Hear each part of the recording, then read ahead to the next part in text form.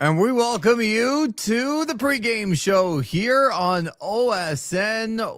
What a night we are in store for. The Ottawa Senators in Detroit to face the Red Wings. Lever Sage, Tanner Ryle with you. And man, oh man, the storylines, Tanner, going into Detroit, the fifth game in 7 days for the Ottawa Senators. And this team right now, bludgeoned by the injury bug. Can they pull through?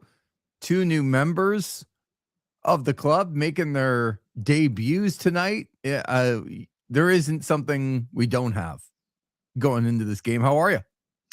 Doing pretty good, Lee. Like you mentioned, huge game tonight. Dare I say this is the biggest Ottawa Senators regulation game since probably the Hamburglar run.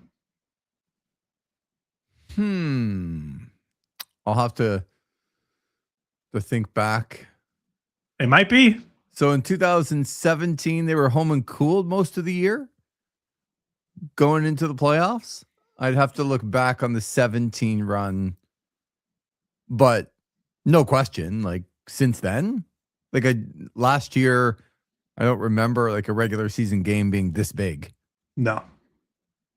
So what a night last night. They beat the New York Rangers 2-1 in a game that felt much more lopsided than that. I believe now officially the count was 10 shots on goal for the New York Rangers. They seem to add one. It sounds like, I don't know if this is true. I saw some people saying the Rangers called the league. I don't know if that's just rumors or Twitter trolls, but well, yeah, because apparently out of the record books. Right. And to try and find one more that they could prove. I mean, that's desperate times for teams that have really nothing to play for. But the win did not come without a cost. Thomas Chabot now going to be out of the lineup with what we suspected. He's going to be out for a while. Lassie Thompson going to be out of the lineup. And so the big story today of Ottawa playing their fifth game in 7 days is that two guys will be making their National Hockey League debut in Carter Yakimchuk and Jorian Donovan. And, you know, fairly impressive for both guys to get the call, because I don't think that either one of them thought that this was coming. They couldn't really have thought that it was. And man, what the nerves, Tanner, for them tonight to just go in and honestly not screw things up for the Ottawa Senators. But I thought you'd like this. The last time that two players made their NHL debuts in the same game was for the Ottawa Senators.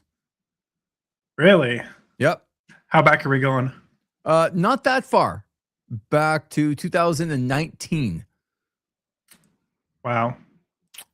One player you'll remember very well because he was the centerpiece of a massive trade. The other one you will probably not guess in 100 guesses. All right.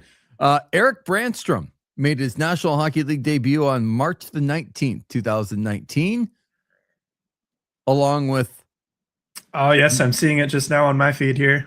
Max Verano. Yeah. Honestly, yeah, don't know. Who? So both of those guys made their debut for Ottawa at the same time. So this will be the first time since that has happened. But what I also love tonight is that Jorian Donovan making his NHL debut for the Ottawa Senators will be the first father-son team ever to both play for the Ottawa Senators, and Sean Donovan and Jorian Donovan, which is pretty cool, right?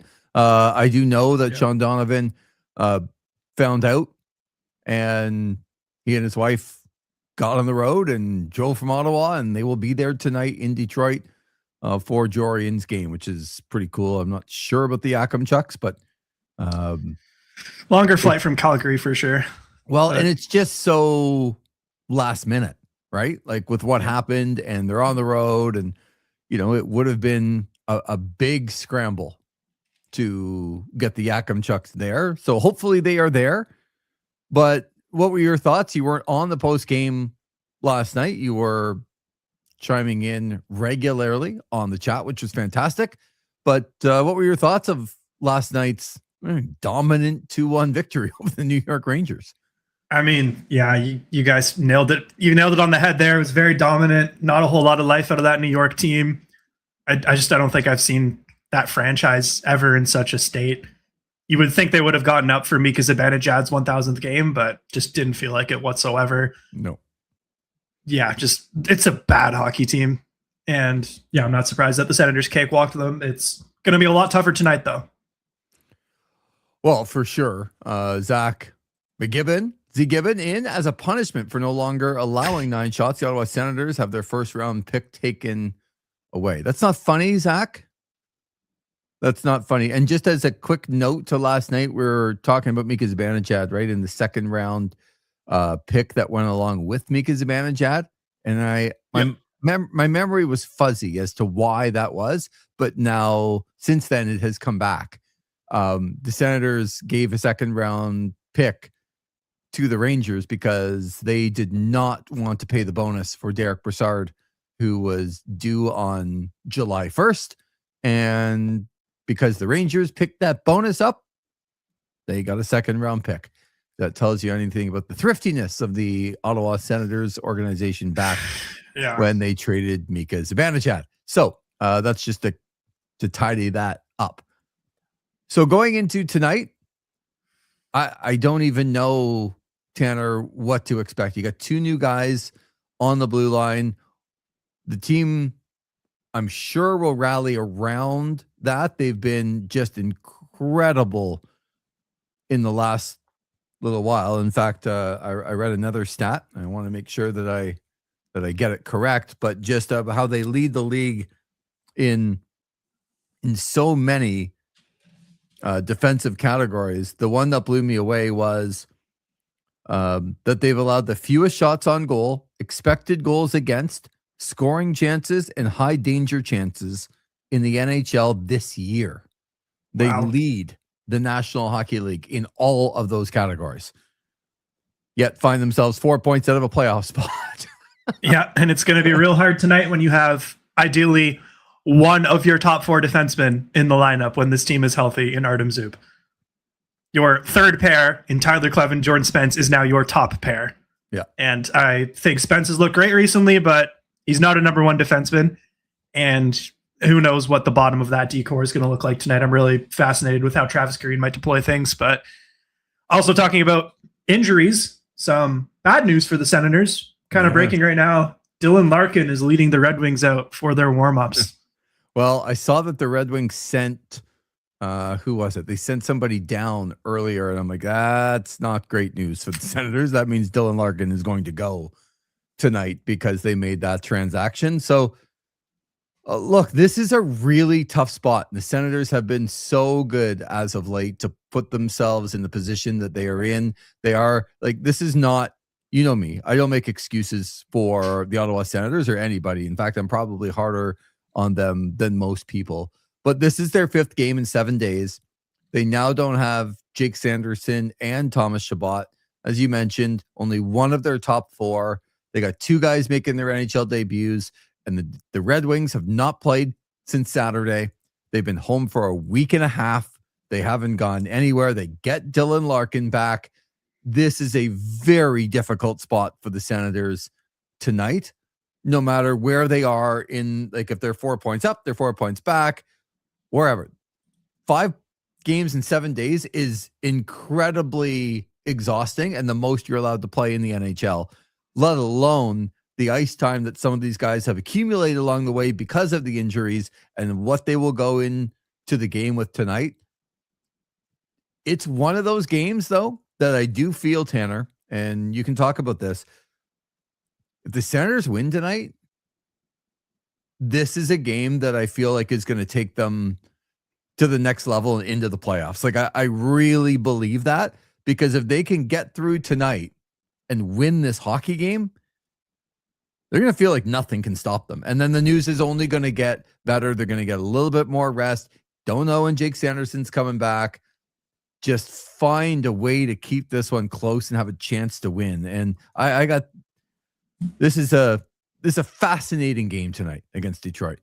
Absolutely. And I think you're hoping to see kind of the opposite of what we saw from the Rangers last night, where a big moment for Mika Zibanejad and they don't band around together around him whatsoever. You got to see the Senators kind of play this game for those two rookies tonight, and knowing that their defense is going to be weak. I'll be looking at the forwards a lot more, stepping into defensive plays, not putting forward any odd man rushes, that sort of stuff. But like you said, this feels like the biggest game of the year. This could really propel them into a playoff spot. And Money Puck, they have their playoff odds. I saw the swing tonight that they have projected for both teams, and a win for either team in regulation. Money Puck's got them around a 70% chance to make the playoffs, whereas a loss would put them around 40 to 50.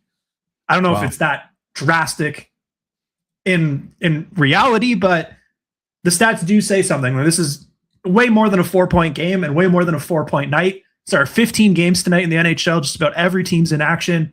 And if the cards fall the right way, the Senators could find themselves in a playoff spot by the end of the night. Yeah.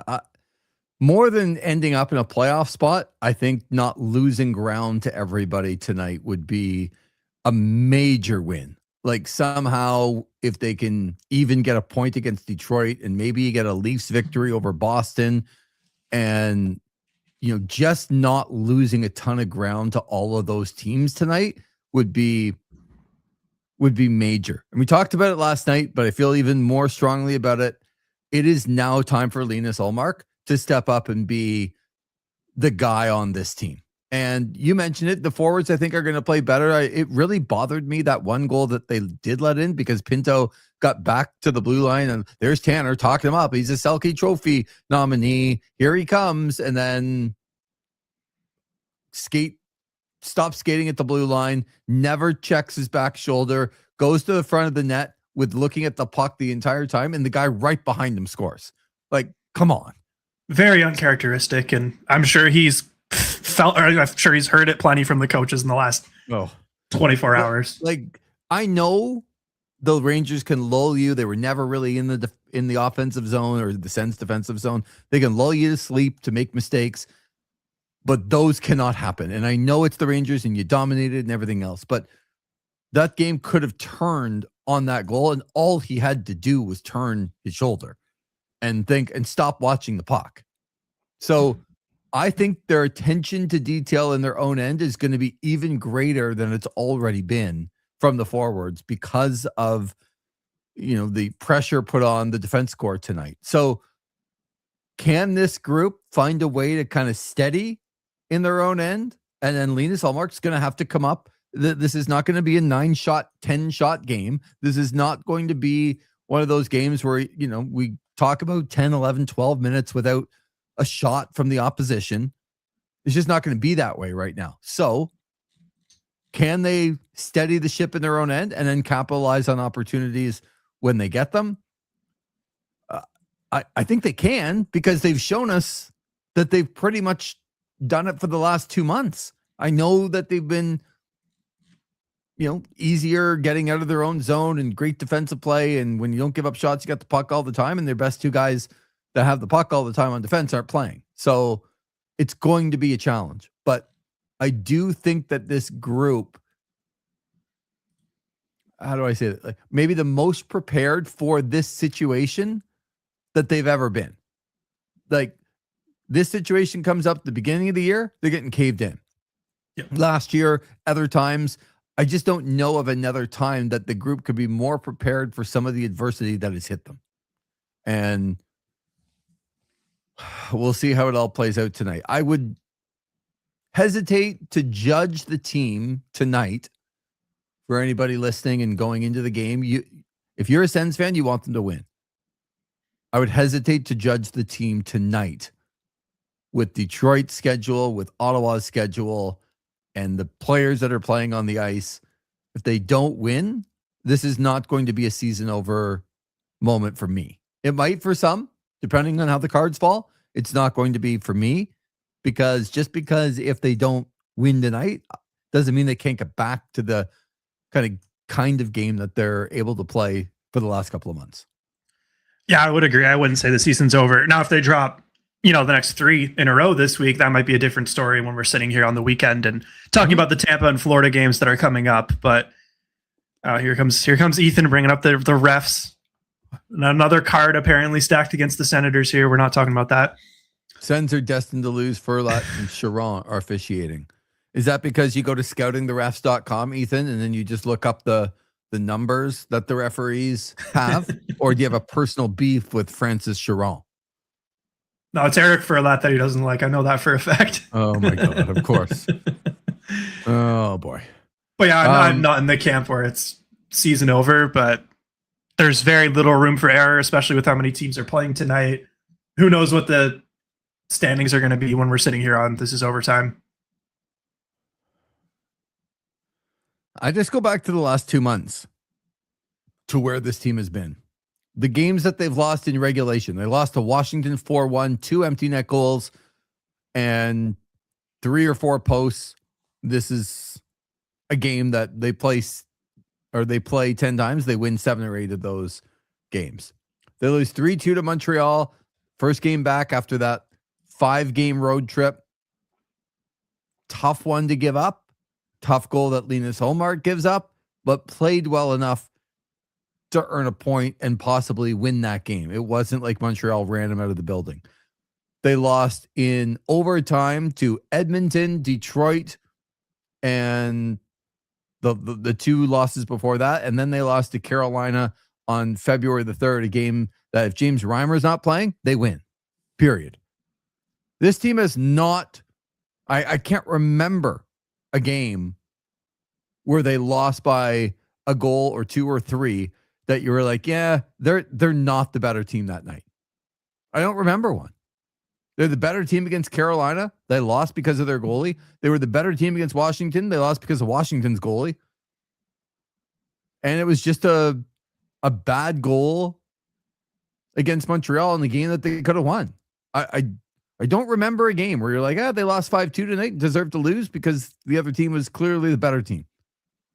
I think I would have to go back to that Edmonton game on the 3rd, I think. And you're pushing way back to the start of the month at that point. For sure, but I mean, there's a minute 35 to go in the game and they're winning that game. That's also true.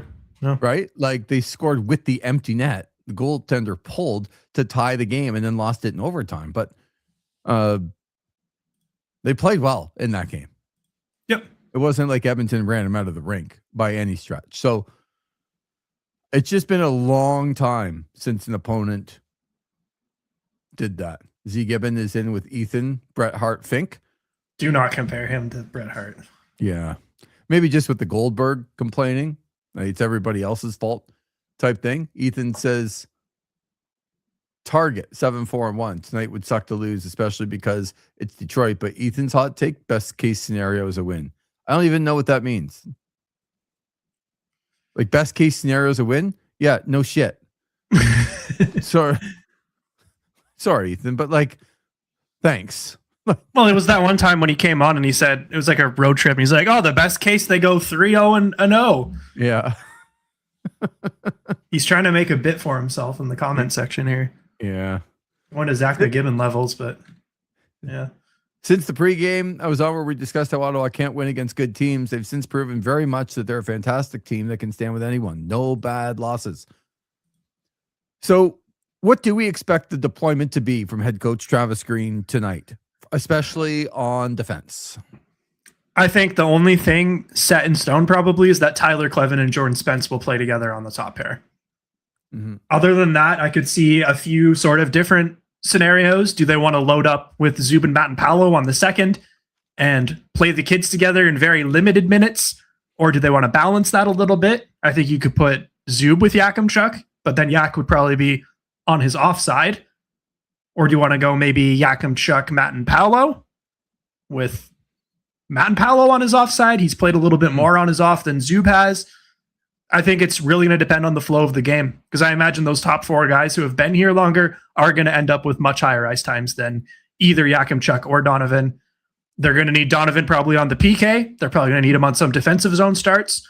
Yakimchuk might squeeze onto the second power play unit. I don't know that they'd put him over Jordan Spence because he's been up and playing with this team's power play. But Mhm. yeah, I'm very fascinated with how the bottom four is going to turn out. So I think there's going to be a rotation with Jordan Spence and Artem Zub. I think one of those guys is going to be on the ice all the time.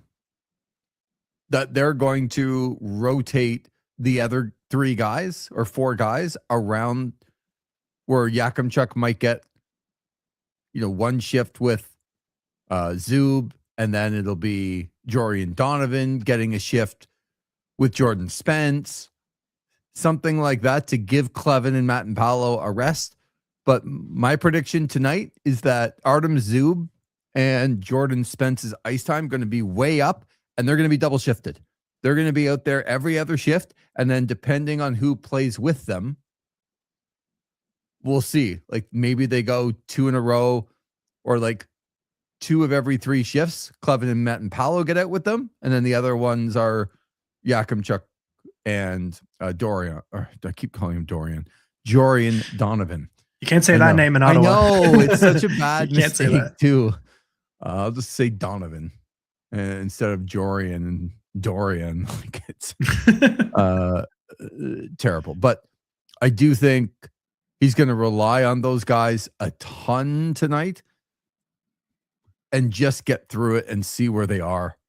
Yeah. Afterwards. I mean, the best case scenario is they can get out to an early lead and maybe you can play them a little bit more evenly, because the worst case scenario here is one of Spence, Clevin, or Matt and Paolo or Zub get hurt, and then we're in some serious trouble. Don't say that. No, I'm not putting that out there. Yeah, I'm sure they're going to be careful with the rotations, and it's going to be a bit of everybody.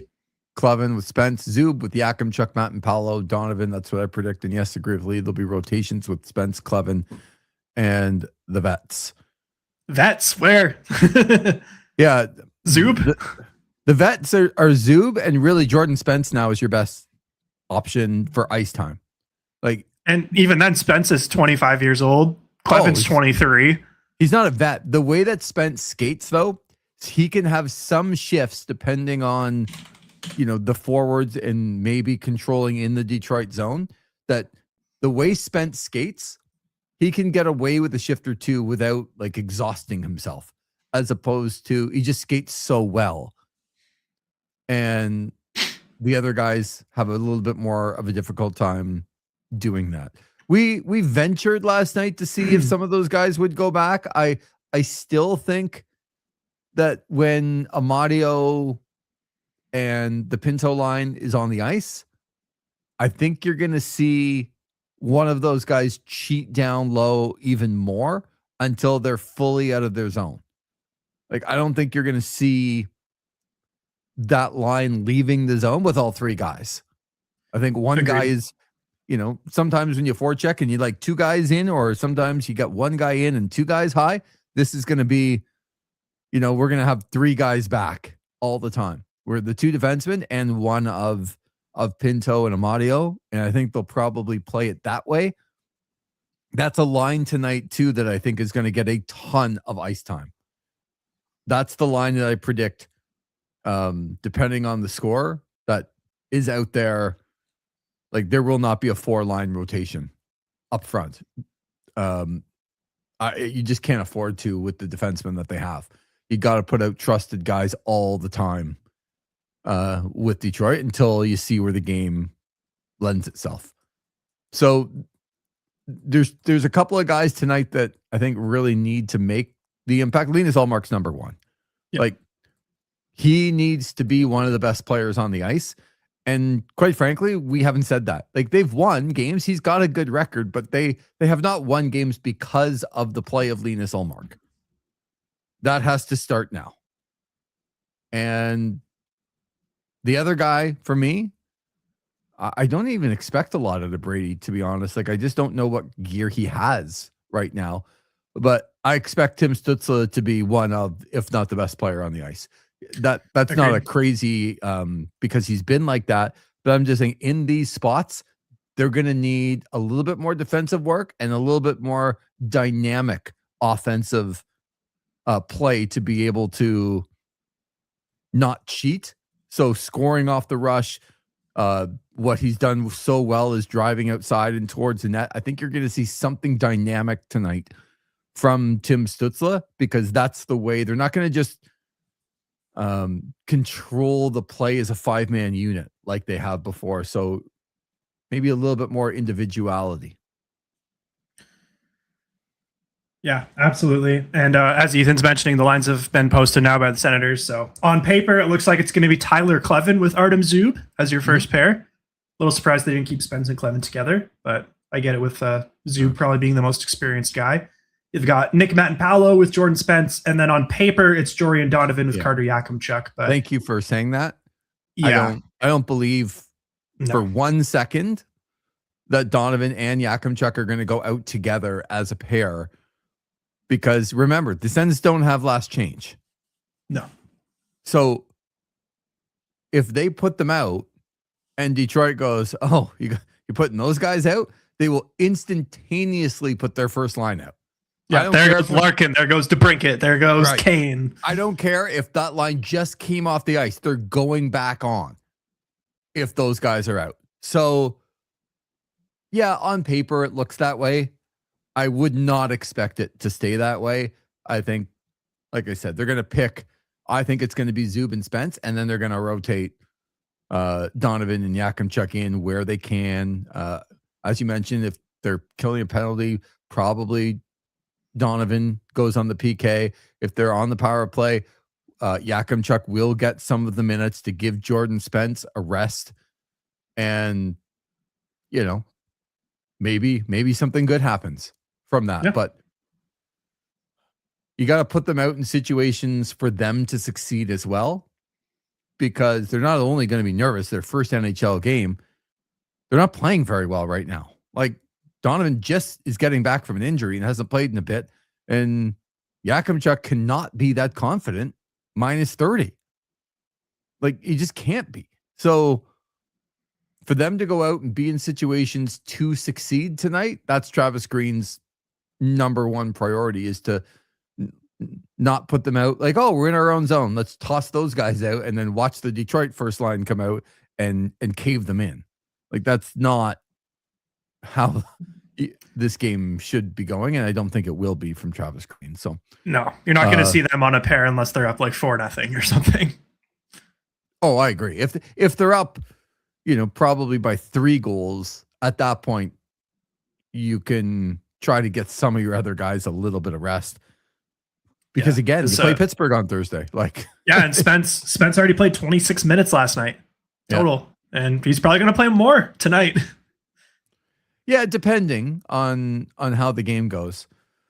So for Detroit, I think there was a lot of people that thought that they were the team that, if Ottawa is going to catch anybody, they're going to catch them. And yes, both Ottawa and Detroit are not in a playoff spot right now. And the Red Wings, they got it together a little bit with a couple of wins over Calgary and Montreal, but they have really faltered here down the stretch since the beginning of the month, or March 4th against Vegas. They only have 3 wins and they have 6 losses. This is not a team that is playing fantastic. Yes, Ethan, Larkin is in the lineup tonight, which makes it even more difficult. But this is not look at the wins that Detroit has in their last 9 games. New Jersey, Calgary, and they came up with a decent win over Montreal, but they don't have big wins. Like, any good teams that they've been playing, Tampa, Dallas, Boston, Vegas, like, they're losing those games. Carolina at the end of February, they haven't beaten good teams lately. So their confidence can't be sky high here.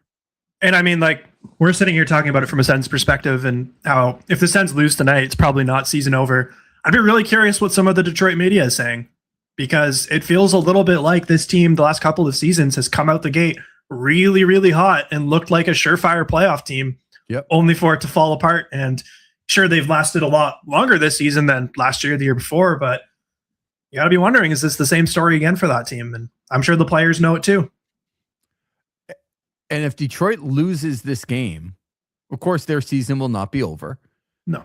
But if you lose to the Ottawa Senators tonight and you've been at home for a week and a half and you haven't played since Saturday and you got two guys making their NHL debuts that are not up on merit, they're up by necessity. And this team has played 5 times in 7 days with 4 games on the road. If you lose to that team tonight, you're in big trouble just from a confidence point of view, let alone trying to catch, some of the other teams. So the games that matter tonight, well, tons of them, right? You got the Bruins at home to the Leafs. Massive game. The Canadians, who sometimes they get lost because they're in that third position. They only have 86 points too. Huge game against Carolina at home. We know Detroit and Ottawa, but you got the Islanders at home to the Blackhawks. I think a sneaky big game is that Columbus-Philadelphia game because I don't think the Flyers are out of it yet. Actually, I did see their projections based on Money Puck's thing. Basically, if they lose tonight, they're done. I think right now they're sitting around 7-10%. If they lose this game, it's like 2%.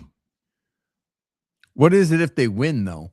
Because they're at 80 points, and I understand they're 5 back of a playoff spot, 5 back of Columbus, 5 back of the Islanders. So if they lose and Columbus would win, and the Islanders win tonight, they'll be 7 back, and they'll probably be done at that point.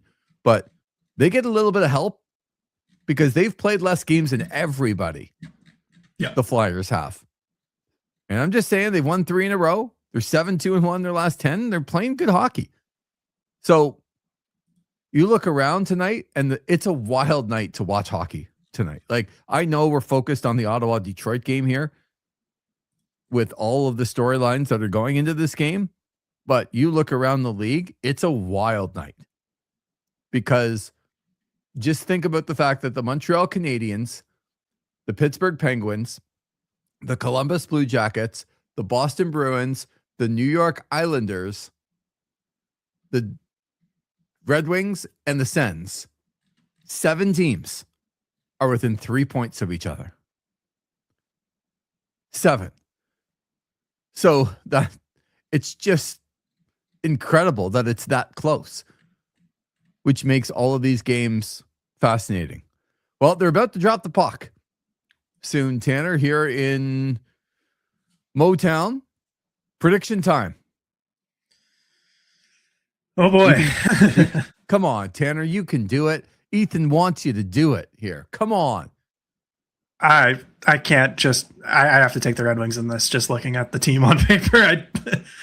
I really want to be wrong, and I want the Sens to come out and rally around these 2 young kids, but just looking at the lineups on paper, I'm not feeling great about the Senators' chances in this one. I think it is really going to come down to Linus Ullmark in the defense. So I'm going to take the Red Wings, and I don't know that it'll be particularly low scoring. Ethan saying 3-2 Ottawa in regulation. If this is a game that Ethan thinks Ottawa is going to win, he thinks they're going 82-0 every year. Like, yeah. If they're not losing tonight, Ethan, what game are you saying, you know what? The Sens just are not winning tonight. With that, the Ottawa Senators are going to beat Detroit tonight 4-3 in overtime. I would love it. I'm hovering around like a 5-2 win for the Red Wings. Prove me wrong. All right. I would love to be wrong. Well, you and I will be back afterwards. This is overtime. Can't wait. This is a great night for hockey. It's a huge game, a huge night around the league. So enjoy it, folks. And the second Ottawa and Detroit is over, we will be back on This Is Overtime. Thank you, Tanner, and we'll talk to you in a few hours. Looking forward to it. This is why we love the game. Let's enjoy it, guys. Yeah, exactly. Late March, and this night matters on so many fronts. Enjoy the game, folks. We'll be back with This Is Overtime after the game here on OSN.